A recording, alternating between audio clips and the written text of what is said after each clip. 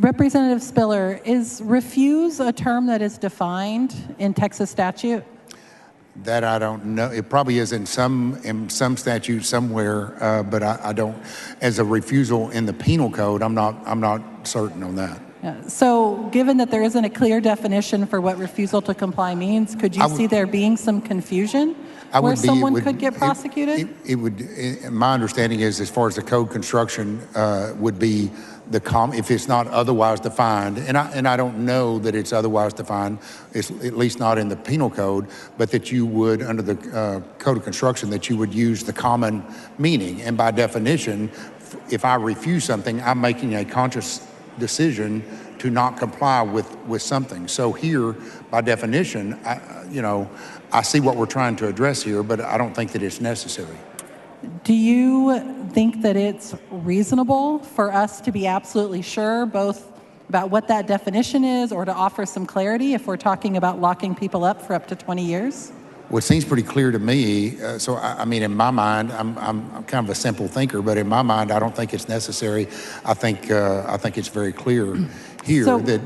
I'm sorry. So to be clear, you don't think this is necessary, and you don't think this is necessary because you don't think the statute, as it's written, would allow somebody to be prosecuted if they were told to return to Mexico and Mexico wouldn't take them? I think that, as with any case, a prosecutor would have to prove each and every element of the offense beyond a reasonable doubt.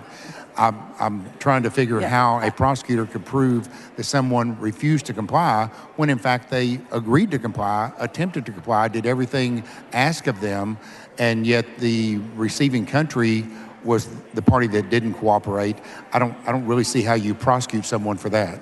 I'm sorry, Representative Spiller, because I think we're looking for clarity here. I'm sorry, Mr. Speaker, I can't hear myself back here. Members, please take your conversations outside the rail. So, Representative Spiller, I think the reason Representative Hernandez brought this amendment was for clarity. And I asked you a clarifying question, and quite frankly, I got so many words, I'm still not sure what the answer is. Okay. So, do you believe this is unnecessary because you think the statute, as written, does not allow the prosecution of someone who was ordered to leave the country and was unable to leave because Mexico would not receive them? I think as with every case, is determined on a by case basis. The facts are determined. Well, I think we just stipulated it's a fact pattern. Under the scenario that you gave, if someone did everything that they were supposed to and said, I agree, say on the front end, this is on the back end, on refusal to comply, but let's say on illegal entry, they come in and then they take them to a magistrate and they say, look, we agree to go back, take us back. So we, direct DPS or whatever law enforcement authority, take them to a port of entry. The people attempt to go, and then for some reason or other, something beyond their control is done, and they're unable to comply. But under your scenario, if they have done everything that they agreed to do when they agreed to go back, and they're prohibited from going back, then do I see that as that they've somehow committed a second-degree felony? No, I don't. Okay, so your intent is that this statute should not be used to prosecute someone who, in good faith, attempts to return to the country they're ordered to return to, but is not allowed to by the receiving country. If they've stuck with their agreement and they've done everything, I don't want to say something here improper, but if they've abided by their agreement to go back and they did everything under their power and what they were asked to do and what they agreed to do, and they attempted to comply with that order to return and were prohibited from doing so, then they have not, under my view, they have not refused anything. They've done what they agreed to do. So I really appreciate that, Representative Spiller, and I appreciate that interpretation of the statute. I think my next ask here is we have 254 district attorneys in the state of Texas who are going to be interpreting this. Can we put that clarity into the bill so that they know that as well? Right, and I appreciate the effort, and I do appreciate what the amendment attempts to do here.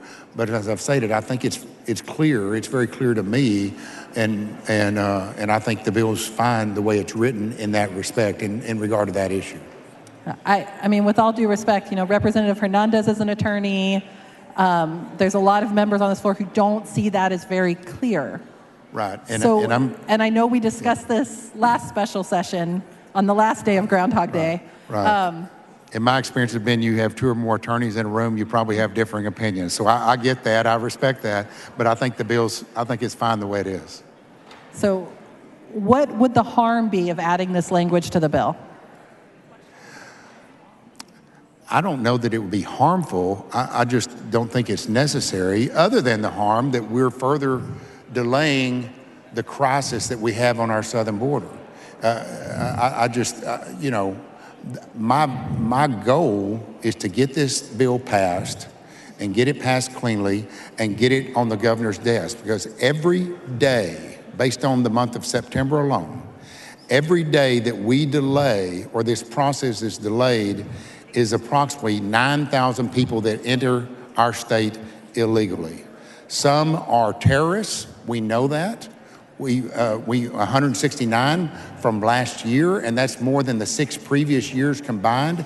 My view and my task is to get this bill out of here and on the governor's desk as soon as possible, because if I waste my time and know that it's going to be a delay, I'm going to have trouble sleeping at night, and I don't want that. Representative Spiller, I understand your sense of urgency, but again, we are talking about locking people up for 20 years.